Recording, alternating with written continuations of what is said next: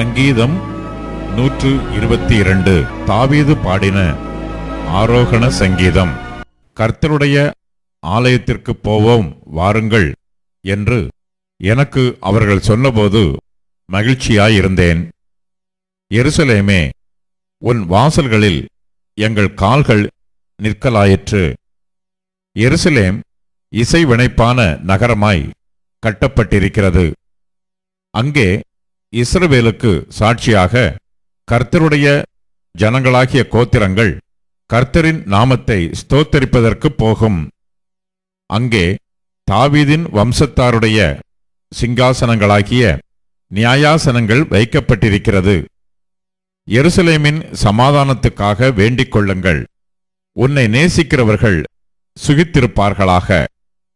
உன் அலங்கத்திற்குள்ளே சமாதானமும் உன் அரமனைகளுக்குள்ளே சுகமும் இருப்பதாக. என் சகோதரர் நிமித்தமும் என் சிநேகிதர் நிமித்தமும் உன்னில் சமாதானம் இருப்பதாக என்பேன். எங்கள் தேவனாகிய கர்த்தரின் ஆலயத்தின் நிமித்தம் உனக்கு நன்மை உண்டாக தேடுவேன். நெகேமியாவின் புஸ்தகம் அதிகாரம் 3. அப்பொழுது பிரதான ஆசாரியனாகிய எலியாசீபும் அவன் சகோதரராகிய ஆசாரியர்களும் எழுந்து ஆட்டு வாசலை கட்டினார்கள். அதை கட்டி அவர்கள் பிரதிஷ்டை பண்ணி அதன் கதவுகளை வைத்து மேயா என்கிற கொம்மை முதல் அனானேயேலின் கொம்மை மட்டும் கட்டி பிரதிஷ்டை பண்ணினார்கள். அவன் அருகே எரிகோவின் மனுஷர் கட்டினார்கள். அவர்கள் அருகே இம்ரியின் குமாரனாகிய சக்கூர் கட்டினான். மீன் வாசலை அசனையாவின் குமாரன் கட்டினார்கள். அதற்கு உத்திரம் பாவி அதற்கு கதவுகளையும் பூட்டுகளையும் தாழ்பால்களையும் போட்டார்கள். அவர்கள் அருகே கோசின் குமாரனாகிய உரியாவின் மகன் மெரமோத் பழுது பார்த்து கட்டினான். அவர்கள் அருகே மெஷே சாபேயலின் குமாரனாகிய பெரகியாவின் மகன் மெசுல்லாம் பழுது பார்த்து கட்டினான். அவர்கள் அருகே பானாவின் குமாரனாகிய சாதோக் பழுது பார்த்து கட்டினான்.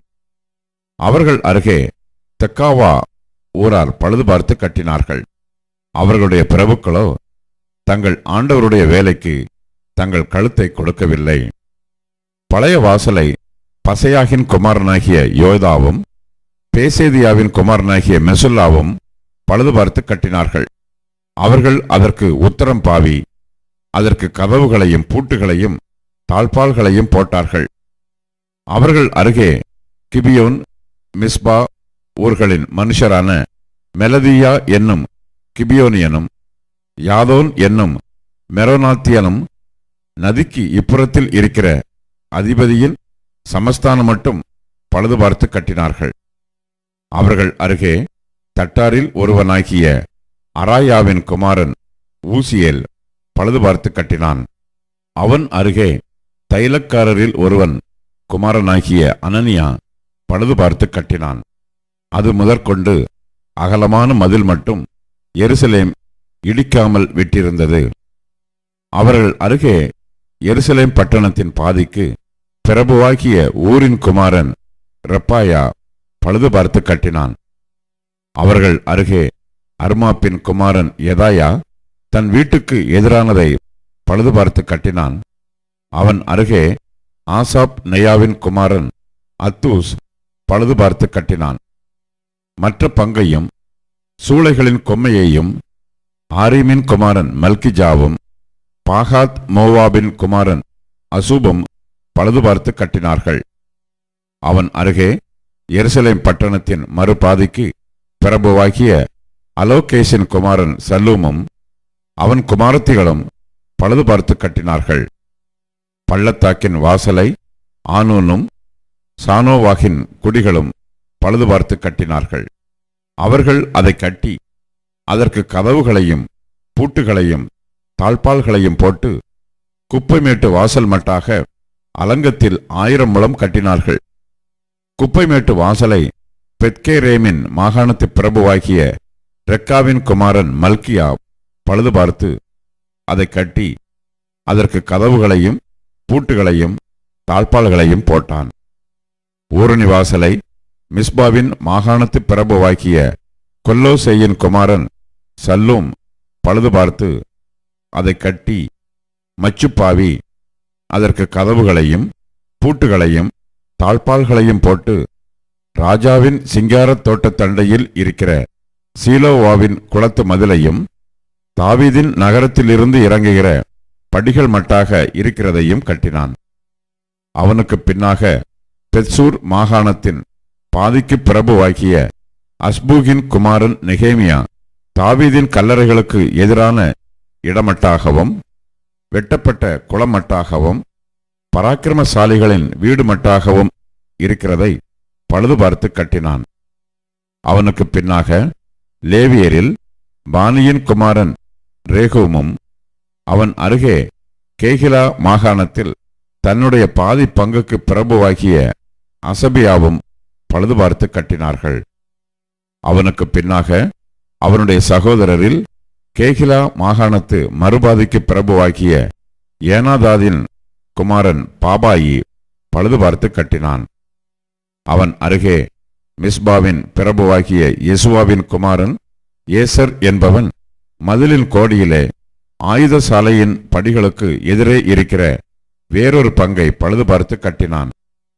அவனுக்கு பின்னாக சாபாவின் குமாரன் பாரூக் அதை கோடி துவக்கி பிரதான ஆசாரியனாகிய எலியாசீபின் வாசற்படி மட்டும் இருக்கிற பின்னொரு பங்கை வெகு ஜாக்கிரதையோட பழுது பார்த்து கட்டினான். அவனுக்கு பின்னாக கோசின் குமாரனாகிய உரியாவின் மகன் மெரமோத் எலியாசீபின் வீட்டு வாசற்படி துவக்கி அவனுடைய வீட்டின் கடைக்கோடி மட்டும் இருக்கிற பின்னொரு பங்கை பழுது பார்த்து கட்டினான். அவனுக்கு பின்னாக சமனான பூமியில் வாசமாய் இருக்கிற ஆசாரியர்கள் பழுது பார்த்து கட்டினார்கள். அவர்களுக்கு பின்னாக பென்யமீனும் அசூபும் தங்கள் வீட்டுக்கு எதிரே இருக்கிறதை பழுது பார்த்து கட்டினார்கள். அவர்களுக்கு பின்னாக அனனியாவின் குமாரனாகிய மாசேயாவின் மகன் அசரியா தன் வீட்டின் அருகே இருக்கிறதை பழுது பார்த்து கட்டினான். அவனுக்கு பின்னாக ஏனாதாதின் குமாரன் பின்னூவி அசரியாவின் வீடு துவக்கி அலங்கத்து கோடி வளைவு வரைக்கும் இருக்கிற வேறொரு பங்கை பழுது பார்த்து கட்டினான். ஊசாயின் குமாரன் பாலால் வளைவுக்கு எதிரேயும் காவல் வீட்டின் முற்றத்துக்கு அடுத்த ராஜாவின் உயரமான அரமனைக்கு வெளிப்புறமாயிருக்கிற கொம்மைக்கு எதிரேயும் இருக்கிறதை கட்டினான். அவனுக்கு பின்னாக பாரோஷின் குமாரன் பெதாயாவும் ஓபேலிலே குடியிருக்கிற நிதனீமியரைச் சேர்ந்த மனிதரும் கிழக்கே இருக்கிற தண்ணீர் வாசலுக்கு வெளிப்புறமான கொம்மைக்கு எதிரே இருக்கிற இடம் மட்டும் கட்டினார்கள். அவர்களுக்கு பின்னாக தெக்கோவா ஊரார் வெளிப்புறமான பெரிய கொம்மைக்கு எதிரே ஓபேலின் மதில் மட்டும் இருக்கிற பின்னொரு பங்கை பழுது பார்த்து கட்டினார்கள். குதிரை வாசல் முதற்கொண்டு ஆசாரியர்கள் அவரவர் தங்கள் வீடுகளுக்கு எதிரே இருக்கிறதை பழுது பார்த்து கட்டினார்கள். அவர்களுக்கு பின்னாக இம்மேரின் குமாரன் சாதோக் தன் வீட்டுக்கு எதிரே இருக்கிறதை பழுது பார்த்து கட்டினான். அவனுக்கு பின்னாக கிழக்கு வாசலை காக்கிற செக்கனியாவின் குமாரன் செமாயா பழுது பார்த்து கட்டினான். அவனுக்கு பின்னாக செல்மியாவின் குமாரன் அனனியாவும் சாலாபின் 6வது குமாரனாகிய ஆனூனும் வேறொரு பங்கை பழுது பார்த்து கட்டினார்கள். அவர்களுக்கு பின்னாக பெரகியாவின் குமாரன் மெசுல்லாம் தன் அறை வீட்டுக்கு எதிரே இருக்கிறதை பழுது பார்த்து கட்டினான். அவனுக்கு பின்னாக தட்டானின் குமாரன் மல்கியா மிப்காத் என்னும் வாசலுக்கு எதிரே நிதனீமியரும் மளிகைக்காரரும் குடியிருக்கிற ஸ்தலம் முதல் கோடியின் மேல் வீடு மட்டாகவும் இருக்கிறதை பழுது பார்த்து கட்டினான். கோடியின் மேல் வீட்டுக்கும் ஆட்டு வாசலுக்கும் நடுவே இருக்கிறதை தட்டாரும் மளிகைக்காரரும் பழுது பார்த்து கட்டினார்கள். அப்போஸ்தலருடைய நடபடிகள் அதிகாரம் 17. அவர்கள் அம்பிபோலி பட்டணத்தையும் அப்பல்லோனியா பட்டணத்தையும் கடந்து தெசலோனிக்கே பட்டணத்துக்கு வந்தார்கள். அங்கே யூதருக்கு ஒரு ஜெப ஆலயம் இருந்தது. பவுல் தன் வழக்கத்தின்படியே அவர்களிடத்தில் போய் 3 ஓய்வு நாட்களில் வேத வாக்கியங்களின் நியாயங்களை எடுத்து அவர்களுடனே சம்பாஷித்து கிறிஸ்து பாடுபடவும் மரித்தோரிலிருந்து எழுந்திருக்கவும் வேண்டியதென்றும் நான் உங்களுக்கு அறிவிக்கிற இந்த இயேசுவே கிறிஸ்து என்றும் காண்பித்து திருஷ்டாந்தப்படுத்தினான். அவர்களில் சிலரும், பக்தியுள்ள கிரேக்கரில் திரளான ஜனங்களும், கனம் பொருந்திய ஸ்திரீகளில் அநேகரும் விசுவாசித்து பவுலையும் சீலாவையும் சேர்ந்து கொண்டார்கள். விசுவாசியாத யூதர்கள் வைராக்கியம் கொண்டு வீணராகிய சில பொல்லாதவர்களை சேர்த்து கொண்டு கூட்டம் கூடி பட்டணத்தில் அமளியுண்டாக்கி யாசோனுடைய வீட்டை வளைந்து கொண்டு அவர்களை பட்டணத்தாருக்கு முன்பாக இழுத்து கொண்டு வர வகை தேடினார்கள். அவர்களை காணாமல் யாசோனையும் சில சகோதரரையும் பட்டணத்து அதிகாரிகளிடத்தில் இழுத்து கொண்டு வந்து, உலகத்தை கலக்குகிறவர்கள் இங்கேயும் வந்திருக்கிறார்கள். இவர்களை யாசோன் ஏற்றுக்கொண்டான். இவர்கள் எல்லாரும் இயேசு என்னும் வேறொருவனை ராஜா என்று சொல்லி ராயனுடைய கட்டளைகளுக்கு விரோதமாக செய்கிறார்கள் என்று கூக்குரலிட்டு இவைகளை கேட்டுக்கொண்டிருந்த ஜனங்களையும் பட்டணத்து அதிகாரிகளையும் கலங்க பண்ணினார்கள். பின்பு அவர்கள் யாசோனிடத்திலும் மற்றவர்களிடத்திலும் ஜாமீன் வாங்கிக் கொண்டு அவர்களை விட்டுவிட்டார்கள்.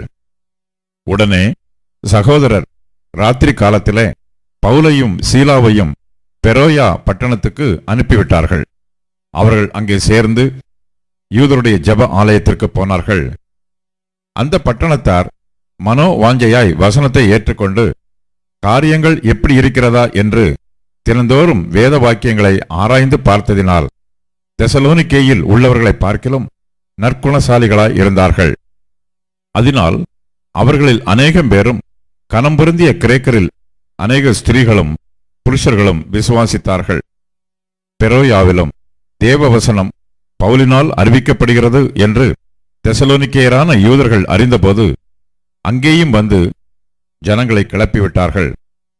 உடனே சகோதரர் பவுலை சமுத்திர வழியாய் போக அனுப்பிவிட்டார்கள். சீலாவும் தீமோத்தேயும் அங்கே தங்கியிருந்தார்கள். பவுலை வழிநடத்தியவன் அவர்கள் அவனை அத்தேனே பட்டணம் வரைக்கும் அழைத்து கொண்டு போய் அங்கே சீலாவும் தீமோத்தேயும் அதிசீக்கிரமாக தன்னிடத்திற்கு வரும்படி அவர்களுக்கு சொல்ல கட்டளை பெற்றுக்கொண்டு புறப்பட்டு போனார்கள். அத்தேனே பட்டணத்தில் பவுல் அவர்களுக்காக காத்துக் கொண்டிருக்கையில் அந்த பட்டணம் விக்கிரகங்களால் நிறைந்திருக்கிறதைக் கண்டு தன் ஆவியில் மிகுந்த வைராக்கியமடைந்து ஜெப ஆலயத்தில் யூதரோடும் பக்தியுள்ளவர்களோடும் சந்தை வழியில் எதிர்ப்பட்டவர்களோடும் தினந்தோறும் சம்பாஷணை பண்ணினான். அப்பொழுது எப்பிக்கூரரும் ஸ்தோயிக்கருமான ஞானிகளில் சிலர் அவனுடனே வாக்குவாதம் பண்ணினார்கள். சிலர், இந்த வாயாடி என்ன பேசப் போகிறான் என்றார்கள். சிலர், இவன் அந்நிய தேவதைகளை அறிவிக்கிறவனாக காண்கிறது என்றார்கள். அவன் இயேசுவையும் உயிர்த்தெழுதலையும் அவர்களுக்கு பிரசங்கித்தபடியினாலே அப்படி சொன்னார்கள். அவர்கள் அவனை மார்ஸ் மேடைக்கு அழைத்துக் கொண்டு போய், நீ சொல்லுகிற புதிதான உபதேசம் இன்னதென்று நாங்கள் அறியலாமா? நூதனமான காரியங்களை எங்கள் காதுகள் கேட்க பண்ணுகிறாய். அவைகளின் கருத்து இன்னதென்று அறிய மனதாயிருக்கிறோம் என்றார்கள்.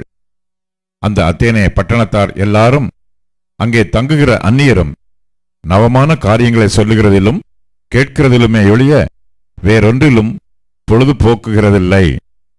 அப்பொழுது பவுல் மார்ஸ் மேடையின் நடுவிலே நின்று, அத்தேனரே, எந்த விஷயத்திலும் நீங்கள் மிகுந்த தேவபக்தி உள்ளவர்கள் என்று காண்கிறேன். எப்படி என்றால், நான் சுற்றித் திரிந்து உங்கள் ஆராதனைக்குரியவர்களை கவனித்து பார்த்தபொழுது அறியப்படாத தேவனுக்கு என்று எழுதியிருக்கிற ஒரு பலிபீடத்தை கண்டேன். நீங்கள் அறியாமல் ஆராதிக்கிற அவரையே நான் உங்களுக்கு அறிவிக்கிறேன். உலகத்தையும் அதிலுள்ள யாவற்றையும் உண்டாக்கின தேவனானவர் வானத்திற்கும் பூமிக்கும் ஆண்டவராயிருக்கிறபடியால் கைகளினால் கட்டப்பட்ட கோவில்களில் அவர் வாசம் பண்ணுகிறதில்லை. எல்லாருக்கும் ஜீவனையும் சுவாசத்தையும் சகலத்தையும் கொடுக்கிற அவர் தமக்கு யாதொன்று தேவையானது போல மனுஷர் கைகளால் பணிவிடை கொள்ளுகிறதும் இல்லை. மனுஷ ஜாதியான சகல ஜனங்களையும் அவர் ஒரே இரத்தத்தினாலே தோன்ற பண்ணி பூமியின் மீதெங்கும் குடியிருக்கச் செய்து முன் தீர்மானிக்கப்பட்ட காலங்களையும் அவர்கள் குடியிருப்பின் எல்லைகளையும் குறித்திருக்கிறார். கர்த்தராகிய தம்மை அவர்கள் தடவியாகிலும் கண்டுபிடிக்கத்தக்கதாக தம்மை தேடும்படிக்கு அப்படி செய்தார். அவர் நம்மில் ஒருவருக்கும் தூரமானவர் அல்லவே. ஏனெனில் அவருக்குள் நாம் பிழைக்கிறோம், அசைகிறோம், இருக்கிறோம். அப்படியே உங்கள் புலவர்களிலும் சிலர் நாம் அவருடைய சந்ததியார் என்று சொல்லி இருக்கிறார்கள். நாம் தேவனுடைய சந்ததியாராய் இருக்க மனுஷருடைய சித்திர வேலையினாலும் யுக்தியினாலும் உருவாக்கின பொன், வெள்ளி, கல் இவைகளுக்கு தெய்வம் ஒப்பா இருக்குமென்று நாம் நினைக்கலாகாது.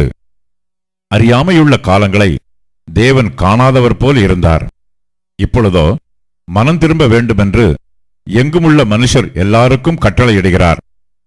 மேலும் ஒரு நாளை குறித்திருக்கிறார். அதிலே அவர் தாம் நியமித்த மனுஷனைக் கொண்டு பூலோகத்தை நீதியாய் நியாயம் தீர்ப்பார். அந்த மனுஷனை மரித்தோரிலிருந்து எழுப்பினதினாலே அது நிச்சயத்தை எல்லோருக்கும் விளங்க பண்ணினார் என்றான்.